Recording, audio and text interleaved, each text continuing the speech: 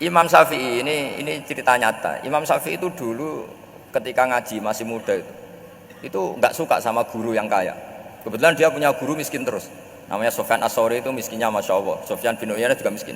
Jadi dia miskin, punya guru miskin terus. Sehingga idolanya ya sama guru-guru yang miskin. Suatu saat guru-guru ini menyarankan dia ngaji Imam Malik. Imam Malik itu kaya raya.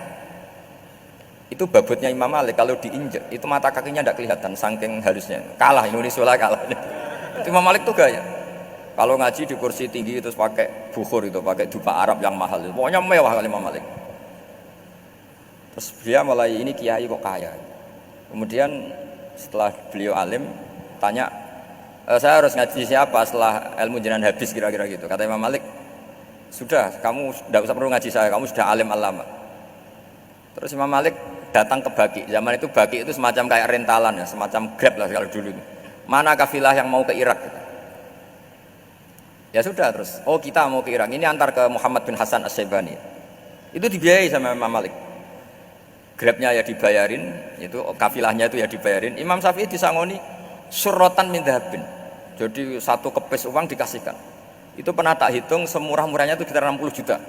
Imam Syafi'i mulai mikir. Kiai yang saya kritik lomo, sing kiai miskin tak puji, gak pernah ngamal kan, tentu orang miskin kan. Setelah datang ke Muhammad bin Hasan As-Syaibani, beliau itu pakar usul fikih, muridnya Abu Hanifah. Beliau al-usuli, pakar usul fikih. Itu Muhammad bin Hasan As-Syaibani itu kalau ngitung emas, itu di ruang tamu. Uangnya miliaran, emasnya banyak. Dari kota ini dipindah ke kota ini, emas kalau ngitung di ruang tamu. Bukan di kamar, di ruang tamu. Imam Syafi'i tambah kaget. Imam Malik kayak gitu sudah saya soal, malah ini kaya raya. Setelah Imam Syafi'i kelihatan kaget, digojlek sama Muhammad bin Hasan As-Syaibani karena beliau senior.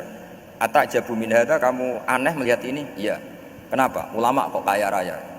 Terus kata Muhammad bin Hasan, ya sudah, uang ini tak kasihkan orang-orang fasik, binti gue demenan, gue nyabu, gue macam-macam. Oh jangan, nanti dipakai maksiat. Oh jenengan mawon sing suka. Semenjak itu Imam Syafi'i rubah. Jadi kalau kampus ini ingin akreditasi A, ingin mulia, ingin apa, kamu ridho kalau yang punya prestasi seperti itu adalah orang-orang fasik? Ridho enggak? Enggak kan? Maka didoakan ini. Nah itu namanya berpikir secara usuli. Kamu jangan hanya nuruti karena berpikir waroi terus kamu benci kekayaan, benci pangkat, benci apa, enggak bisa seperti itu. Karena pangkat dan kekayaan ketika dikelola secara kesolehan maka akan menjadi energi positif yang luar biasa. Semenjak itu Muhammad bin Hasan As-Syaibani berhasil mendidik Imam Syafi'i.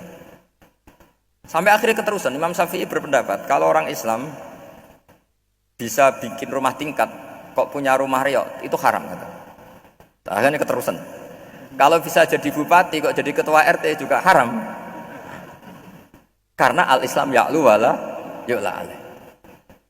Islam itu luhur bukan bisa diluhurin. Sehingga rata-rata orang Syafi'iyah termasuk kiai-kiai Indonesia itu rata-rata ya agak-agak politikus, ya agak-agak kedonyan, mungkin sebagian kedonyan tenan gitu. Karena nggak ridho gitu loh, kalau kesempatan itu dikuasai orang fasik kemudian menjadi kekuatan maksiat. Coba kalau bupati itu orang yang fasik, kemudian programnya supaya rakyat seneng semalaman dangdutan yang purno misalnya, supaya rakyat seneng dibolehkan dugem, dibolehkan judi. Tapi kalau yang jabat orang soleh kan ada beberapa perda yang menolak penyakit apa? Masyarakat. Jadi kamu jangan melihat bahwa kepangkatan ini hanya sebagai alat korupsi, alat otoriter, enggak. Asal kena orang soleh, maka ini menjadi energi kesolehan atau energi positif. Sebab itu ketika Allah muji para nabi yang soleh, diantaranya disifati apa? Faqad ataina ala Ibrahim al-kitab wal hikmata, terus ayat wa atainahum mulkan azim. Dan Nabi Ibrahim dan keluarganya tak kasih kerajaan yang besar. Nah sekarang masih banyak orang yang cara pandang ngapain bikin Unisula yang megah, ngapain berambisi punya akreditasi A dan sebagainya. Menyoal seperti itu salah secara usul fikih. Karena secara usul fikih kesempatan yang baik tentu harus diperjuangkan oleh orang-orang yang soleh. Karena ini supaya jadi otoritas yang positif. Itu dulu ada latihannya.